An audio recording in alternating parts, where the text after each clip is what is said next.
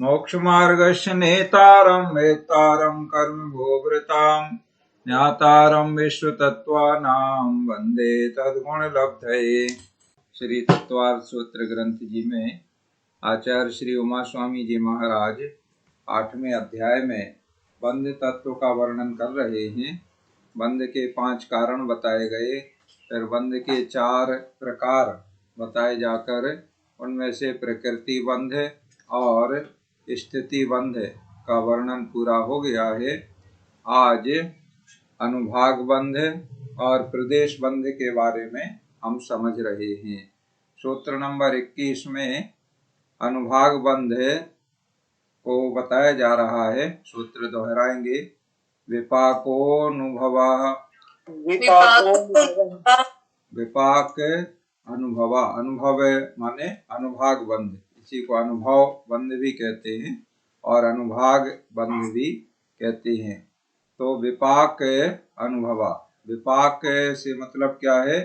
पाक, पाक माने होता है फल, जैसे फल पकता है ऐसे ही कर्म का जो बंध हुआ है उद्गल के परमाणु, तो समय आने पर वह कर्म पकता है माने फलता है। तो जैसे फल पेड़ में लगा है, कच्चा रहता है, फिर समय पा करके पकता है और पकने के बाद फिर क्या होता है? कुछ समय बाद पेड़ की डाली से कुछ नहीं करे कोई तो अपने आप गिर जाता है माने झड़ जाता है। तो ऐसे ही व्यवस्था कर्मों की है। पहले कर्म बंद होता है तो उस समय कच्चे रहते हैं, फिर समय पा करके वो पकते हैं और फल देते हैं, और फल देने के बाद वह आत्मा से, जीव से पृथक हो जाते हैं। कर्म के परमाणु होते हैं तो वो पृथक हो जाते हैं, ऐसी व्यवस्था रहती है। तो यहाँ पर अनुभाग माने उदय, विपाक, उसी को विपाक कहते हैं। तो विशिष्ट यानी नाना प्रकार के पाक, पाक माने उदय को विपाक कहते हैं, और विपाक को ही अनुभव या अनुभाग बंध कहते हैं। तो अनुभव या अनुभाग बंध का मतलब क्या है? कर्म का फल देना। जो 6वें अध्याय में बताया गया है कि कसाई की तीव्रता या मंदता के होने से कर्म के आश्रव में विशेषता होती है। तीव्र मंद ज्ञाता ज्ञात भावाधिकरण वीर विशेष अभ्यास तद विशेषा। तो इसी तरह से जैसे बंध में आश्रम में विशेषता होती है, उसी तरह से कर्म के फल में भी अंतर पड़ता है। द्रव्य क्षेत्र, काल भाव और भव के निमित्त से कर्म के फल देने में विविधता होती है। कर्म जो अनेक प्रकार का फल देते हैं, उस फल देने का नाम ही अनुभव या अनुभाग बंध कहलाता है। तो बंध इसलिए इसको कहते हैं कि ये कर्म किस प्रकार का फल देगा अपने उदय काल में, ये पहले से बंध होते समय ही तय हो जाता है। तो बंध होते समय जब ये तय होता है तो उसे अनुभाग बंध या अनुभव बंध कहते हैं। और ये कैसे होता है? ये कसाय के अनुसार होता है। तीव्र मंद आदि जो भाव की बात आई थी 6वें अध्याय में, तो वो कसाय के अनुसार होते हैं। मतलब एक जीव कर्म बंध तो सभी कर रहे हैं, कोई पुण्य बंध कर रहा है, कोई पाप बंध कर रहा है। अब उस पुण्य में या उस पाप में भी कोई तीव्र परिणामों से कर रहा है, कोई मंद परिणामों से कर रहा है, कोई तीव्र भावों से कर रहा है, कोई मंद भावों से कर रहा है, कोई जान जान के कर रहा है, जैसे जानता है कि ये पाप है उसके बाद भी किए जा रहा है, कोई नहीं जानता है और अनजाने में उससे हो जाता है। इसी तरह पुण्य कोई जान जान के कर रहा है और कोई देखा सीखी कर रहा है, उसमें भी कुछ हो जाता है। तो इस प्रकार से जो हम बंध कर रहे हैं कर्म का, उसी समय अपने कसाय के परिणामों के अनुसार ये तय हो जाता है कि उदय काल में इस कर्म का फल कैसा मिलेगा, तीव्र मिलेगा या मंद मिलेगा, किस रूप में मिलेगा, बहुत ज्यादा मिलेगा या कम मिलेगा, धीरे धीरे मिलेगा या एकदम से तीव्र कोई दुर्घटना वगैरह होगी, कोई बीमारी होगी, कोई इस तरह के, या कोई छप्पर फाड़ के कोई पुण्य का फल मिलेगा, या धीरे धीरे क्रम क्रम से मिलेगा, मंद गति से चलेगा। ऐसे अनेक भेद रूप जो उदय होते हैं जो लोक में देखे जाते हैं। तो कैसा उदय होगा ये बंध होते समय तय हो जाता है, उसी को अनुभाग बंध कहते हैं। और उसी को फल देने का नाम ही अनुभव या अनुभाग है। देखो, शुभ परिणामों की अधिकता होने से शुभ प्रकृतियों में अधिक रस पड़ता है। रस का मतलब अच्छा ज्यादा बंध होता है, और अशुभ प्रकृतियों में मंद रस पड़ता है। कैसे? जब शुभ परिणाम अच्छे ज्यादा होते हैं, और जब अशुभ परिणामों की अधिकता होती है तो अधिक अशुभ प्रकृतियों में अधिक रस पड़ता है, और शुभ प्रकृतियों में मंद रस पड़ता है। अभी आगे ये वर्णन आएगा कि कौन कौन सी प्रकृतियां शुभ हैं और कौन कौन सी प्रकृतियां अशुभ हैं। शुभ प्रकृतियां माने पुण्य, और अशुभ प्रकृतियां माने पाप। इस तरह से ये अनुभाग बंध की बात हुई। और ये अनुभाग जो होता है, अनुभाग माने उदय जो होता है, ये दो प्रकार से होता है। एक तो स्वमुख से होता है और दूसरा परमुख से होता है। कैसे होता है? जैसे आठों मूल कर्म जो है, ज्ञान वर्ण दर्शन वर्ण आदि 8, इनका अनुभाग तो स्वमुख से ही होता है, अर्थात प्रत्येक कर्म अपने रूप में ही अपना फल देता है। एक उत्तर कर्म दूसरे उत्तर कर्म रूप होकर एक जाति की हैं, वे आपस में अदल बदल कर भी फल देती हैं। जैसे असाता वेदनीय साता वेदनीय रूप से भी फल दे सकता है। इसी तरह मति ज्ञानावरण श्रुत ज्ञानावरण रूप से उदय में आ सकता है।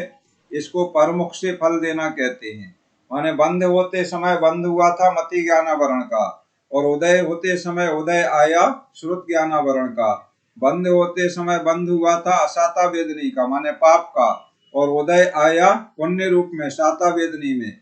या बंध हुआ था साता वेदनी का और उदय आया असाता वेदनी के रूप में। तो ये जो परिवर्तन हो गया, वो परिवर्तन कैसे होता है उसका भी विधान है। तो इसे परमुख से उदय होना कहते हैं। तो इस तरह से दोनों प्रकार से होता है, स्वमुख से भी होता है और परमुख से भी कर्म उदय में आते हैं। जैसे दर्शन, कुछ उत्तर प्रकृतियां भी ऐसी हैं जो स्वमुख से ही अपना फल देती हैं। जैसे दर्शन मोहिनी का बंध हुआ तो दर्शन मोहिनी रूप में ही फल मिलेगा। चारित्र मोहिनी का बंध हुआ तो चारित्र मोहिनी के रूप में ही फल होगा, मतलब इनमें आपस में बदलता नहीं है। इसी तरह चारों आयु का बंध, जिसका बंध हुआ उसी रूप में उदय में आएंगी, आपस में आयु बदलती नहीं है। इस तरह से किसी ने जैसे नरक आयु का बंध किया तो उसे मनुष्य या त्रियंचायु रूप में फल मिले, ऐसा संभव नहीं है। नरक आयु बंध किया तो नरक में ही जाना पड़ेगा, नरक आयु का भोग करना पड़ेगा। इस तरह से विपाक अनुभव अर्थात कर्म का फल या पाक जो है उसे अनुभाग बंध या अनुभव बंध कहते हैं। अब ये जो अनुभाग बंध होता है यह किस प्रकार का होता है, तो सूत्र नंबर 22 में बताया जा रहा है, दोहराएंगे।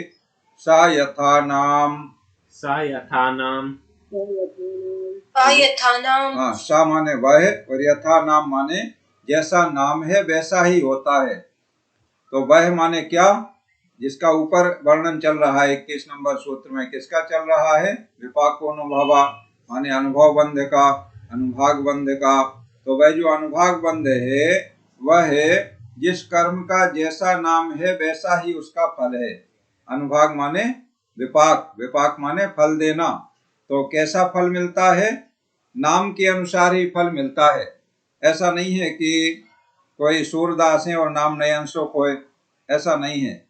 कर्म का नाम इसी तरह से है, द्रव्य कर्म का जैसा नाम है वैसा ही उसका फल है। जैसे ज्ञानावरणी नाम है तो ज्ञानावरणी का फल ज्ञान पर आवरण करना, दर्शनावरणी है तो दर्शनावरणी का फल दर्शन पर आवरण करना। इसी तरह वेदनी है तो वेदनी में दो प्रकार का, सुख रूप वेदन कराना या दुख रूप वेदन कराना। तो साता वेदनी है तो सुख रूप वेदन कराएगा, असाता वेदनी है तो दुख रूप वेदन कराएगा।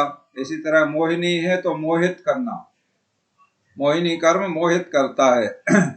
आयु कर्म है तो उतनी आयु पर्यंत उसमें रोके रखना, उस पर्याय में। जैसे नरक आयु है तो नरक में रहना पड़ेगा उतने समय। इसी तरह नाम कर्म है तो नाम कर्म का जैसा काम है, नाना प्रकार के शरीर की रचना आदि करना, तो उसी रूप में उसका फल होता है। इसी तरह गोत्र का है तो उच्च गोत्र या नीचे गोत्र में जन्म दिलाना, और अंतराय कर्म का, अंतराय माने विघ्न डालना, तो विघ्न पैदा करना, ये अंतराय कर्म का फल है।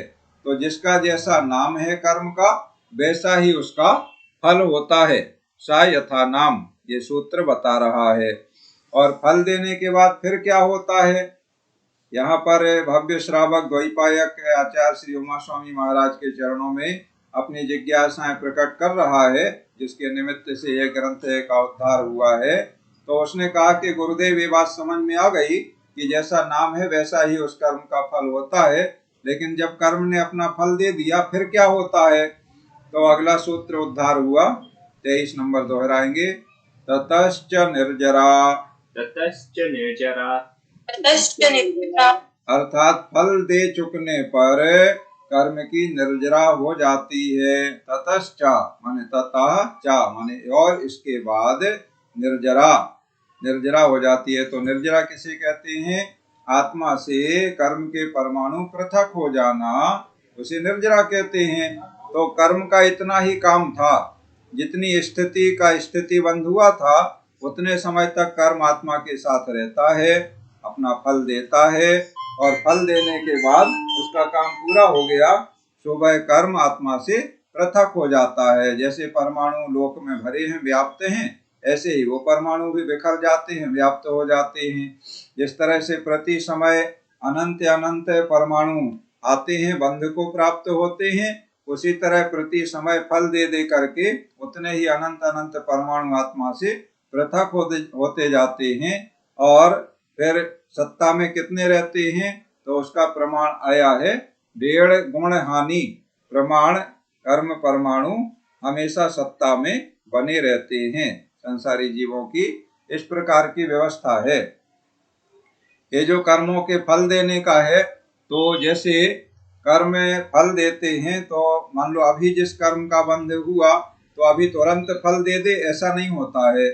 जैसे हमने बीज डाला, तो अब बीज डाला तो बीज में से अंकुर निकलेगा, उसमें वृक्ष बनेगा, फिर फल लगेंगे, तब वो फल प्राप्त होंगे। ऐसे ही कर्मों की व्यवस्था है। कर्म का अभी जो जिस कर्म का बंध हो रहा है, अभी तुरंत बंद हुआ और फल मिलने लगे, ऐसा नहीं होता है। एक निश्चित समय तक जो कर्म का बंध हुआ है वह सत्ता में उदासीन पड़ा रहता है, सुप्त अवस्था में पड़ा रहता है, और इसे ये जो अवस्था, इस अवधि में वो फल नहीं देता है। तो इस अवधि को, जो सुप्त अवस्था में पड़े रहने की अवधि है, ये इस अवधि का नाम है आबाधा काल। इसे याद रखना, आबाधा काल। तो आबाधा काल कितना होता है, इसका भी प्रमाण निश्चित है कि कर्म कितने समय के लिए बंध को प्राप्त हुआ। जितना स्थिति बंध हुआ है, उस स्थिति बंध के आनुपातिक रूप से आबाधा काल कम या ज्यादा होता है। ये सैद्धांतिक विषय है और इसमें कभी भी अंतर नहीं आता है। पहले भी ऐसा ही था, भगवान आदिनाथ के समय में भी ऐसा ही था। उनकी दिव्य ध्वनि में वर्णन आया, सारे तीर्थंकरों ने इसी बात का वर्णन किया, महावीर स्वामी ने इसी बात का वर्णन किया। महावीर स्वामी के बाद वाले जो अन्य अन्य आचार्य हुए, श्रुत ज्ञानी हुए, श्रुत केवली आदि हुए, उन्होंने भी इसी बात का वर्णन किया और उनके अनुसार आचार्यों ने उसी बात को लिखा है। तो ये आबाधा काल कितना होता है, इसे आप समझ लें। एक कोड़ा कोड़ी सागर के लिए जिस कर्म का बंध हुआ है, तो एक कोड़ा कोड़ी सागर पर 100 वर्ष आबाधा काल होता है। अब इसी को त्रैराशिक करके आप लगा लेंगे। जैसे 70 कोड़ा कोड़ी सागर के लिए बंद हुआ, मान लो मोहिनी कर्म का, सप्ततिर मोहिनी यस्य, तो एक कोड़ा कोड़ी सागर पे 100 वर्ष, तो 70 कोड़ा कोड़ी सागर पे 100 गुणा 70, तो 7000 वर्ष। माने 70 कोड़ा कोड़ी सागर के लिए किसी ने मोहिनी कर्म का मिथ्या दृष्टि जीव ने बंद किया इस अभी, तो वह 7000 वर्ष तक उदय में नहीं आएगा, आबाधा काल रहेगा ये। तो उदय में नहीं आने को आबाधा काल कहते हैं। सत्ता में, सुप्त अवस्था में वो कर्म पड़ा रहेगा, ऐसा होता है। इसी तरह एक कोड़ा कोड़ी सागर, विंशतिर नाम गोत्रयो, नाम और गोत्र कर्म की 20 कोड़ा कोड़ी सागर है, तो 20 गुणा 100, तो 2000 वर्ष तक जिसने 20 कोड़ा कोड़ी सागर के लिए उस कर्म का बंध किया है, तो उसके 2000 वर्ष तक वो उदय में नहीं आएगा। 2000 वर्ष बीतने के बाद उदय में आएगा, और फिर शेष अवधि जो बची है उतने समय तक निरंतर उसका उदय चलता रहेगा। तीव्र मंद कम ज्यादा इस तरह से वो उदय में बना रहेगा। ऐसे ही अन्य अन्य कर्मों में हम त्रैराशिक करके निकाल सकते हैं। इस तरह से यहाँ पर अनुभाग बंध की बात यहाँ पूरी हो रही है। निर्जरा की इसमें बात आ गई है कि फल दे करके कर्म आत्मा से पृथक हो जाते हैं। तो ये पृथक होने की जो व्यवस्था है ये दो प्रकार की है। एक तो सविपाक निर्जरा होती है और दूसरा अविपाक निर्जरा होती है। तो सविपाक जैसा नाम है वैसा ही समझ लें। विपाक माने फल और सा माने सहित, माने फल सहित, अर्थात कर्म का उदय आया, कर्म ने अपना फल दिया और फल दे करके जो तटस्थ निर्जरा जो सूत्र कह रहा है वही, तो फल दे करके वह आत्मा से जीव से पृथक हो गया, माने फल दिया और समय पूरा हुआ सो पृथक हो गया। इसे कहते हैं सविपाक निर्जरा। और एक दूसरी निर्जरा होती है उसे अविपाक निर्जरा कहते हैं। वो कैसे होती है? जैसे कर्म का अभी उदय काल नहीं है। मान लो कोई कर्म 1000 साल तक उदय में रहना है, उतने समय के लिए बंद हुआ, तो अब उसके 1000 साल तक एक एक निषेक, उसे निषेक कहते हैं। जैसे घड़ी में सेकंड एक एक सुई आगे चलती है, टिक टिक टिक टिक, ऐसे ही कर्म का एक एक निषेक उदय में आता है प्रति समय। तो आया, उदय में आया, फिर आया आया, ऐसे उदय आते जाते हैं और वो झड़ते जाते हैं। ऐसा होता है क्रम क्रम से, और शेष बचते हैं उनका उदय। तो जो बाद में 100 साल बाद, 200 साल बाद, 50 साल बाद या 1 साल बाद जिसका नंबर आना है उदय आने का, तो अभी उसका नंबर नहीं है उदय आने का। जब उसका नंबर आएगा उदय होने का, उदय में आएगा, अपना फल देगा, पृथक हो जाएगा। ऐसे सब बारी बारी से इंतजार करते हैं। अब जिसका बाद में उदय आना है तो उसे तपस्या वगैरह के बल से, जैसे साधु विशेष तपस्या करते हैं, गर्मी का समय है तो पर्वतशिला के ऊपर सूर्य की ओर मुख करके खड़े हो जाते हैं, ध्यान करते हैं, जिसे आतापन योग कहा जाता है।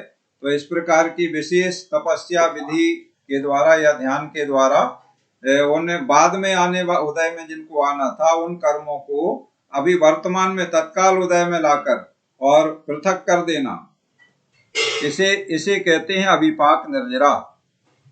जैसे उसमें 12 भावना में मंगत राय जी की 12 भावना वर्णन आया है कि पहली सबके होए नहीं कुछ, सरे काज तेरा, दूजी करे जो उद्यम करके, मिटे जगत फेरा।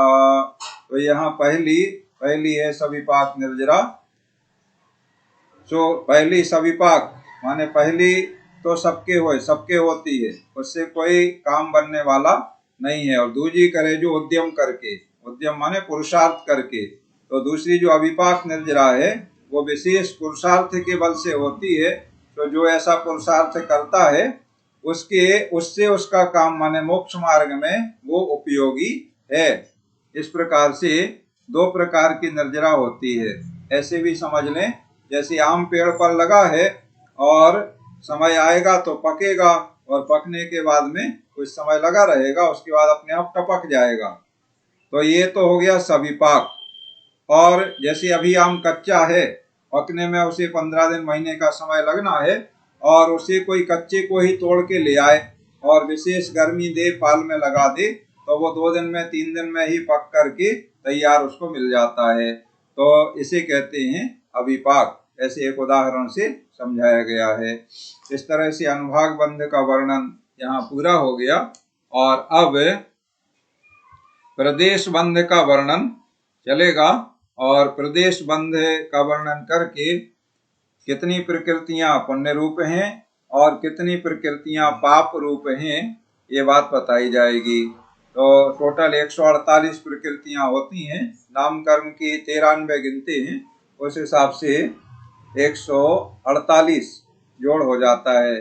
ज्ञानावरण की 5, दर्शनावरण की 9, वेदनी की 2, मोहिनी की 28 और आयु कर्म की 4, नाम कर्म की 93। इसमें 42 बताई गई हैं।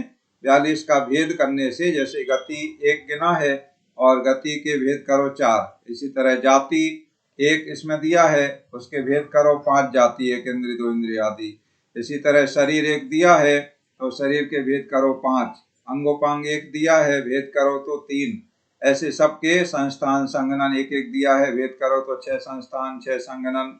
ऐसे भेद करने से 93 हो जाते हैं। तो नामकरण की 93, गोत्र कर्म की 2 और अंतराय की 5। ऐसी 148 प्रकृतियों में से 100 प्रकृतियां पाप रूप होती हैं और 68 प्रकृतियां पुण्य रूप होती हैं। अब आपको लग रहा होगा 100 और 68 है तो 148 से ज्यादा हो गई हैं। तो 20 प्रकृतियां ऐसी होती हैं जो पुण्य प्रकृतियां भी हैं और पाप प्रकृतियां भी हैं, इसलिए दोनों में गिनी जाती हैं। इनका विस्तार से हम आपको बताएंगे, कल आएगा ये पढ़ने में। अभी आज की क्लास का समय हो गया है तो यहाँ पूर्ण होता है। अब आप प्रदेश बंध और पुण्य पाप प्रकृतियां इनके बारे में कल समझेंगे। बहुत अच्छा वर्णन है। और अभी आप अपने जो प्रश्न जिज्ञासा आदि हैं उनका समाधान कर लें और कल का पाठ सुना दें।